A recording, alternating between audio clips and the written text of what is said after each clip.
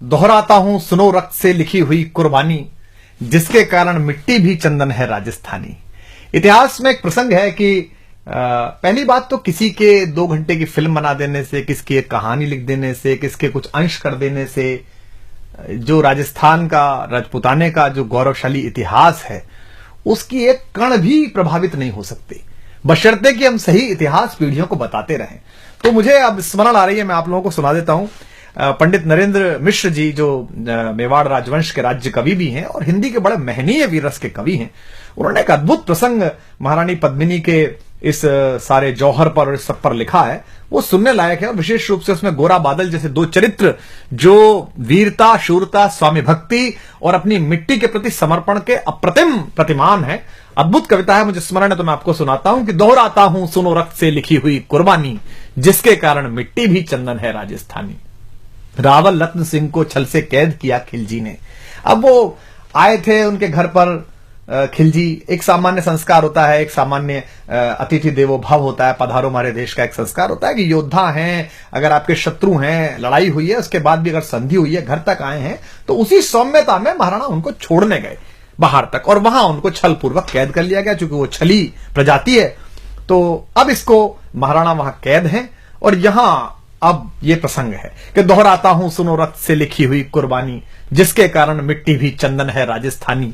रावल रत्न सिंह को छल से कैद किया खिलजी ने, कालजयी मित्रों से मिलकर दगा किया खिलजी ने। खिलजी का चित्तौड़ दुर्ग में एक संदेशा आया, जिसको सुनकर शक्त शौर्य पर फिर अंधियारा छाया। 10 दिन के भीतर न पद्मिनी का डोला यदि आया, यदि न रूप की रानी को तुमने दिल्ली पहुंचाया, तो फिर राणा रत्न सिंह का शीश कटा पाओगे और शाही शर्त न मानी तो फिर पीछे पछताओगे। अब ये एक संदेश आता है चित्तौड़ के किले में, तो पूरे किले में बड़ी अफरा तफरी मच जाती है कि महाराणा पहले ही नहीं है और अब ये नया हमारे पर क्या आ गया। तो यह दारुण संवाद लहर सा तोड़ गया रण भर में, यह बिजली की तरह क्षितिज से फैल गया अंबर में। महारानी हिल गई, शक्ति का सिंहासन डोला था सतीत्व मजबूर जुल्म विजयी स्वर में बोला था। रुष्ट हुए बैठे थे सेनापति गोरा रणधीर, जिनसे रण में भय खाती थी खिलजी की शमशीर। महाराणा के एक अद्भुत सेनापति थे, अद्भुत योद्धा थे, जिनसे पूरा खिलजी वंश और सारे आतताई डरते थे। सेनापति गोरा और उनके भतीजे थे बादल, जो वीरता के अप्रतिम प्रतिमान है, जैसा मैंने कहा। तो जब ये प्रसंग तय हुआ कि महारानी पद्मिनी को शीशे में दिखा दिया जाएगा और ये सब हुआ, इतिहास में ये प्रसंग है और नरेंद्र मिश्र जी ने अपनी कविता में लिखा है, तो इस बात पर वो नाराज हो गए। उन्होंने कहा कि मैं सेनापति हूं, मेरा बोलने का अधिकार नहीं, पर यह संभव नहीं है, कोई व्यक्ति ऐसे भी क्यों देखे। तो राणा रतन सिंह ने सुनते हैं कहा है कि तुम राजनीति नहीं जानते हो, हर समय तलवार निकाल लेते हो, चलो। तो वो नाराज हो गए और वो किला छोड़कर चले गए। तो ये था कि जिससे रण में भय खाती थी खिलजी की शमशीर, रुष्ट हुए बैठे थे सेनापति गोरा रणधीर, अन्य अनेकों मेवाड़ी योद्धागढ़ छोड़ गए थे, रत्न सिंह की संधि नीति से नाता तोड़ गए थे। पर रानी ने प्रथम वीर गोरा को खोज निकाला, वन वन भटक रहा था मन में तिरस्कार की ज्वाला। यह लोकश्रुति है कि महारानी स्वयं घोड़े पर सवार होकर अपनी अंगरक्षिकाओं को लेकर, कोई विश्वस्त साथियों को लेकर जंगल जंगल गई और एक जगह पर उन्हें एक पेड़ के नीचे सेनापति गोरा तलवार लिए मिल गए। तो वहां उनसे उन्होंने बात की। पर रानी ने प्रथम वीर गोरा को खोज निकाला, वन वन भटक रहा था मन में तिरस्कार की ज्वाला। गोरा से पद्मिनी ने खिलजी का पैगाम सुनाया, गोरा को पद्मिनी ने खिलजी का पैगाम सुनाया, मगर वीरता का अपमानित ज्वार नहीं मिट पाया। बोला मैं तो बहुत तुच्छ हूं, राजनीति क्या जानूं। अव्यंग में कहता है कष्ट में है, दुख में है, पूरी परंपरा, पूरा वंश उसने सेवा में लगाया है मेवाड़ राजवंश के, और वहां से अपमानित होकर लौटा है तो कष्ट में है। तो सेनापति कहता है कि बोला मैं तो बहुत तुच्छ हूं, राजनीति क्या जानूं, निर्वासित हूं, राज मुकुट की हट कैसे पहचानूं। बोली पद्मिनी समय नहीं है वीर क्रोध करने का, अगर धरा की आन मिट गई घाव नहीं भरने का। दिल्ली गई पद्मिनी तो फिर पीछे पछताओगे, जीते जी रजपूती कुल को दाग लगा जाओगे। राणा ने जो किया कहा वह माफ करो सेनानी, यह कह गोरा के चरणों पर झुकी पद्मिनी रानी। अब पद्मिनी, महारानी पद्मिनी, मेवाड़ राजवंश की आभा, मेवाड़ राजवंश की ज्योति, वो सेनापति को प्रणाम कर रही है चरणों में झुक के। ये क्या दृश्य है, ये क्या करती हो गोरा, पीछे हट बोला। और रजपूती गरिमा का फिर धधक उठा था शोला। महारानी हो तुम सिसोदिया कुल की जगदम्बा हो, प्राण प्रतिष्ठा एक लिंग की ज्योति अग्निगंधा हो। इन शब्दों से सम्मानित कर रहा है महारानी को। वो उस समय कैसी स्थिति रही होगी महारानी की कि पति कैद में है, जहां जंगल में हूं, लेकिन वो उनको बता रहा है कि आप कौन हो। महारानी हो तुम सिसोदिया कुल की जगदम्बा हो, प्राण प्रतिष्ठा एक लिंग की ज्योति अग्निगंधा हो, जब तक गोरा के कंधे पर दुर्जय शीश रहेगा। और यह प्रतिज्ञा भारतीय इतिहास में देखिए तो पितामह भीष्म ने जो कहा था कि आई हुई मृत्यु से कहा अजय भीष्म ने, योग नहीं जाने का अभी ऐसे जानकर, और जो मृत्यु है वो कोने में हाथ जोड़कर खड़ी रही कि अभी भीष्म नहीं जाएंगे, जब सूर्य दूसरी दिशा में चले जाएंगे तब जाएंगे। लेकिन ये दूसरी बार हो रहा है कि मृत्यु से वो कह रहे, कहते हैं कि जब तक गोरा के कंधे पर दुर्जय शीश रहेगा, महाकाल से भी राणा का मस्तक नहीं कटेगा। तुम निश्चिंत रहो महलों में देखो समर भवानी, और खिलजी देखेगा केसरिया तलवारों का पानी। खिलजी देखेगा केसरिया तलवारों का पानी। राणा के सकुशल आने तक गोरा नहीं मरेगा, एक पहर तक सिर कटने पर भी धड़ युद्ध करेगा। एक लिंग की शपथ, महाराणा वापस आएंगे, महाप्रलय के घोर प्रबंजन भी न रोक पाएंगे। शब्द शब्द मेवाड़ी सेनापति का था तूफानी, और शंकर के डमरू में जैसे जागी वीर भवानी, जिसके कारण मिट्टी भी चंदन है राजस्थानी। दोहराता हूं सुनो रक्त से लिखी हुई कुर्बानी। अब ये शक्ति, शौर्य और कूटनीति और सजगता का एक अद्भुत तालमेल है और ऐतिहासिक प्रसंग है कि किस तरीके से बुद्धि का प्रयोग किया है, शक्ति का प्रयोग किया है, शालीनता का प्रयोग किया है, अपनी स्वामी भक्ति का प्रयोग किया है, अपनी मनुष्यता का प्रयोग किया है, और इन सबको मिलाकर इतिहास का एक ऐसा गुलदस्ता बना दिया है जो शायद विश्व के इतिहास में कहीं नहीं मिलता। तो जिसके कारण मिट्टी भी चंदन है राजस्थानी। तो लिखते हैं नरेंद्र मिश्र जी के, खिलजी मचला था पानी में आग लगा देने को, पर पानी प्यासा बैठा था ज्वाला पी लेने को।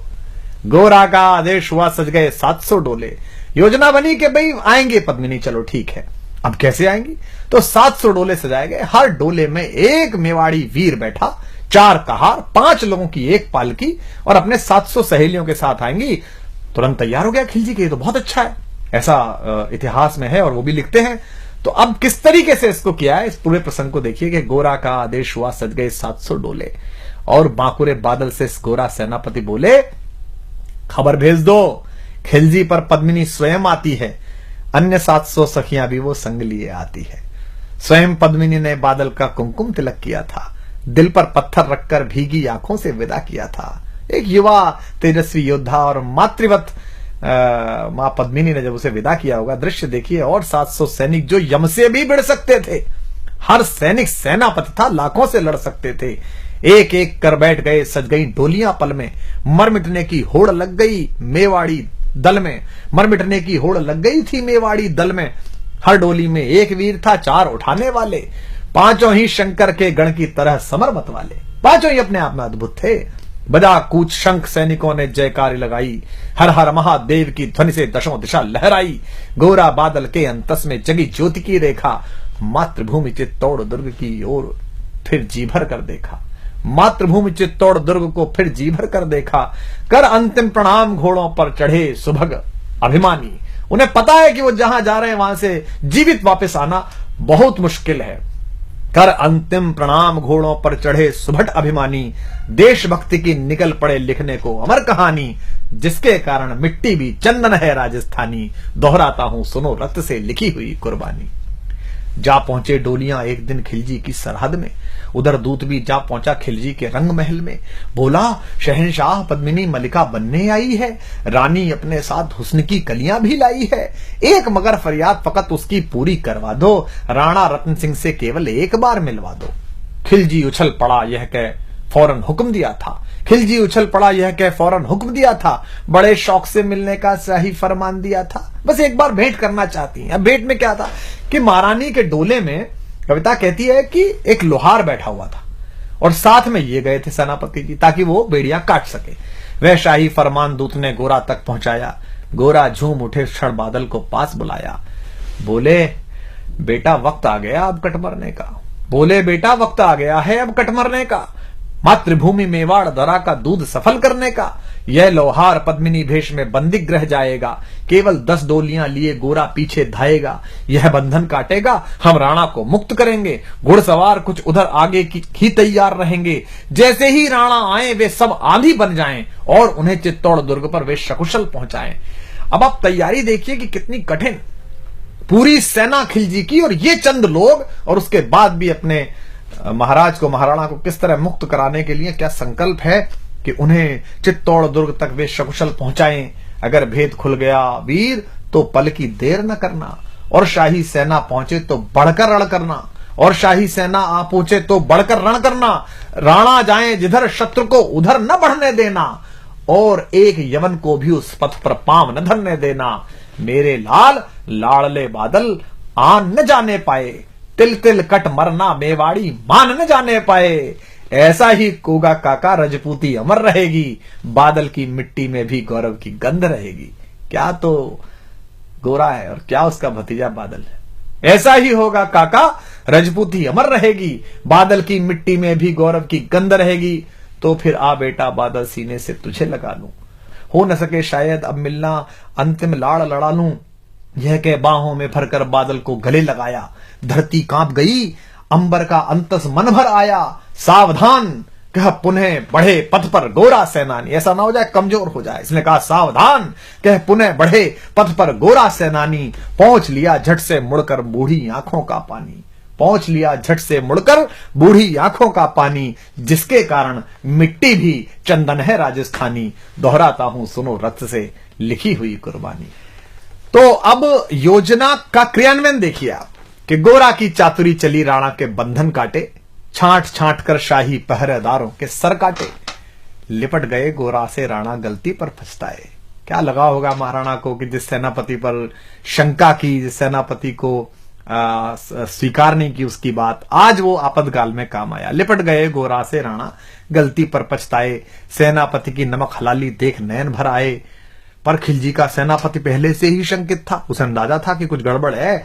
ऐसे लोग नहीं है जो इतने आराम से मान जाएंगे ये कि रानी आ रही है और उसकी सखियां आ रही हैं, उसको संकट था।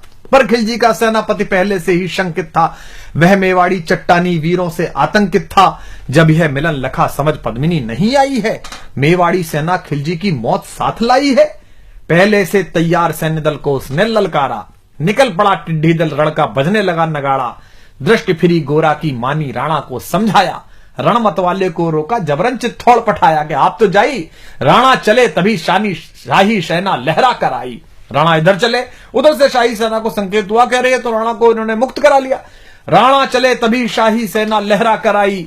खिलजी की लाखों नंगी तलवारें पड़ी दिखाई। खिलजी ललकारा, दुश्मन को भाग न जाने देना, रत्न सिंह का शीश काटकर ही वीरो दम लेना। टूट पड़ो मेवाड़ी शेरो, बादल सिंह ललकारा। हर हर महादेव का गर्जा, नववेदी जयकारा। निकल डोलियों से मेवाड़ी, बिजली लगी चमकने, काली का खप्पर भरने, तलवारें लगी खटकने। वही जो सब बैठ के आई थी सखियों के वेश में, जो सुबह सेनापति आए थे, जो सेना नायक आए थे, वो लड़ मरे। राणा के पथ पर शाही सेनापति तनिक बढ़ा था, पर उस पर तो गोरा हिमगिरी सा अड़ा खड़ा था। कहा जफर से, एक कदम भी आगे बढ़ न सकोगे, यदि आदेश न माना तो कुत्ते की मौत मरोगे। रत्न सिंह तो दूर, न उनकी छाया तुम्हें मिलेगी, दिल्ली की भीषण सेना की होली अभी जलेगी। यह कह महाकाल बनकर गोरा रण में हुंकारा, लगा काटने शीश समर में बही रक्त की धारा। खिलजी की असंख्य सेना से गोरा घिरे हुए थे, पर वे मानो रण में मृत्युंजय बने हुए थे। इतने सारे सैनिक और एक योद्धा, पुण्य प्रकाशित होता है जैसे अगणित पापों से, फूल खिला रहता असंख्य कांटों के संतापों से। वो मेवाड़ी शेर अकेला लाखों से लड़ता था, बड़ा जिस तरफ वीर उधर ही विजय मंत्र पड़ता था। इस भीषण रण से दहली थी दिल्ली की दीवारें, गोरा से टकरा कर टूटी खिलजी की तलवारें। मगर कयामत देख अंत में छल से काम लिया था, गोरा की जंघा पर अरि ने छिपकर वार किया था, पैर पर तलवार मार दी। जो ही गिरे वीरवर गोरा जफर सामने आया, शीश उतार दिया धोखा देकर मन में हर्ष आया। मगर वाहरे मेवाड़ी गोरा का धड़ भी दौड़ा, किया जफर पर वार की जैसे सिर पर गिरा हथौड़ा। एक बार में ही शाही सेनापति चीर दिया था, जफर मोहम्मद को केवल धड़ ने निर्जीव किया था। शीश कट गया, उसके बाद भी सेनापति गोरा लड़ रहे हैं, उनका धड़ लड़ रहा है। हमारे बहुत बड़े कवि हैं कुमार शिव, राजस्थान में जज भी रहे। उनकी बहुत प्रसिद्ध गजल की पंक्ति है कि जब उनके शीश समरभूमि में उतरते थे, जब उनके शीश समरभूमि में उतरते थे, वे ऐसे लोग थे जिनके कबंध लड़ते थे। तो उनका कबंध, उनका धड़ लड़ रहा है। जफर मोहब ज्यों ही जफर कटा शाही शहना का साहस लरजा, काका का धड़ लख बादल सिंह महारुद्र सा गरजा। अरे कायरो नीच बांगड़ो छल में रण करते हो, किस बूते पर जवा मर्द बनने का दम भरते हो। यह कहकर बादल उस क्षण बिजली बनकर टूटा था, मानो अंबर से धरती पर अग्निशिरा छूटा था। ज्वालामुखी फटा हो जैसे दरिया हो तूफानी, सदियों दोहराएंगी बादल की रणरंग कहानी। क्या पंडित जी ने क्या उत्तम शब्द इस्तेमाल किया है, सदियों दोहराएंगी बादल की रणरंग कहानी। अरिका भाला लगा पेट में आते निकल पड़ी थी, जख्मी बादल पर लाखों तलवारें खिंची खड़ी थी। कसकर बांध लिया आंतों को केसरिया पगड़ी से, पेट फट गया और पगड़ी उतारी और इस पर बांध ली। रंचक डिगा न वह प्रलयंकर सम्मुख मृत्यु खड़ी से। अब बादल तूफान बन गया शक्ति बनी फौलादी, मानो खप्पर लेकर मैं रण में लड़ती हो आजादी। उधर वीरवर गोरा का धड़ अरिदल काट रहा था, उधर वीरवर गोरा का धड़ अरिदल काट रहा था, और इधर बादल लाशों से भूतल पाट रहा था। आगे पीछे दाएं बाएं जमकर लड़ी लड़ाई, उस क्षण समर भूमि में लाखों बादल पड़े दिखाई।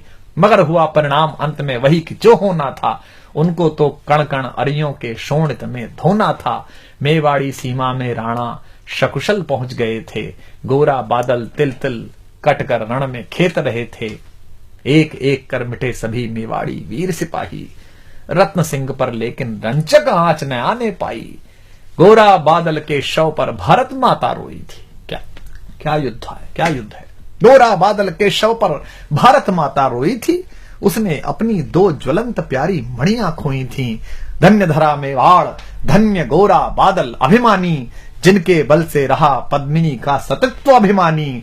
धन्य धरा मेवाड़, धन्य गोरा बादल बलिदानी, जिनके बल से रहा पद्मिनी का सतत्व अभिमानी। जिनके कारण मिट्टी भी है चंदन राजस्थानी, दोहराता हूं सुनो रक्त से लिखी हुई कुर्बानी। दोहराता हूं सुनो रक्त से लिखी हुई कुर्बानी। अब देखिए रत्न सिंह पर लेकिन रंचक आंच न आने पाई। अगर आप ये प्रसंग अपनी पीढ़ियों को नहीं सुनाएंगे, अगर इस इतिहास की इस व्याख्या को आप अपनी पीढ़ियों तक नहीं पहुंचाएंगे, तो ये जो जमूरे हैं, ये जो जाहिल हैं, जिन्होंने कुछ पढ़ा नहीं है, कुछ जाना नहीं है, मिट्टी से प्रेम नहीं किया है, 19वीं माले पर बैठकर जो इस देश के इतिहास, इस देश की संस्कृति की व्याख्या करते हैं, बंबई में बैठकर या कहीं भी बैठकर, आप फिर इनसे नाराज होंगे। इसलिए ज्यादा आवश्यक है कि इनके प्रति ध्यान देने के बजाय आप अपनी पीढ़ी को, आने वाली पीढ़ियों को ये इतिहास सिखाएं, बलिदान सिखाएं। मैं स्वयं अपने परिवार को लेकर 4-4, 5-5 दिन हल्दी घाटी, गोगुंदा, चावण सब जगह लेकर जाता हूं, बताता हूं, बताया पीढ़ियों को कि ये चावण है, यहां पर अंतिम संस्कार हुआ था उस स्वाधीनता के सबसे बड़े पैरोकार। विश्व भर में अगर अपनी निजी स्वतंत्रता, निजता और स्वाभिमान की अगर किसी को लड़ाई लड़नी हो, तो उसको एक बार कुंभलगढ़ उस दरवाजे पे जाना चाहिए, उस छोटे से कक्ष में जाना चाहिए जहां महाराणा पैदा हुए। तो गोरा बादल के शव पर एक एक कर मिटे सभी मेवाड़ी वीर सिपाही, रत्न सिंह पर लेकिन रंचक आंच न आने पाई। गोरा बादल के शव पर भारत माता रोई थी। क्यों भारत माता क्यों रोई? दो योद्धाओं पर। गोरा बादल के शव पर भारत माता रोई थी, उसने अपनी दो ज्वलंत प्यारी मणियां खोई थी। युद्ध केवल एक राजा को, महाराणा को मुक्त कराने का नहीं था। युद्ध यह था कि हम अपनी सीमा, अपनी जगह पर अपनी निजता और स्वाभिमान के साथ जीते हैं। हम दूसरे की किसी सीमा का अतिक्रमण नहीं कर रहे, दूसरे के स्वाभिमान को हम चुनौती नहीं दे रहे। हमारे घर में आई हुई कोई भी महिला, कोई भी पुरुष हमारे लिए अतिथि है, हम अपने अतिथि के लिए अपने किला कुर्बान कर देते हैं। हटी हमीर को देखा, ये क्या है कि आप किसी के दरवाजे पर जाकर अपनी गुंडाई करेंगे तलवारों के नाम पर? यह युद्ध है स्वाभिमान का कि गोरा बादल के शव पर भारत माता रोई थी, उसने अपनी दो ज्वलंत प्यारी मणियां खोई थी। धन्य धरा मेवाड़, धन्य गोरा बादल अभिमानी। धन्य धरा मेवाड़, धन्य गोरा बादल अभिमानी, जिनके बल से रहा पद्मिनी का सतित्व अभिमानी। जिसके कारण मिट्टी भी चंदन है राजस्थानी, दोहराता हूं सुनो रक्त से लिखी हुई कुर्बानी।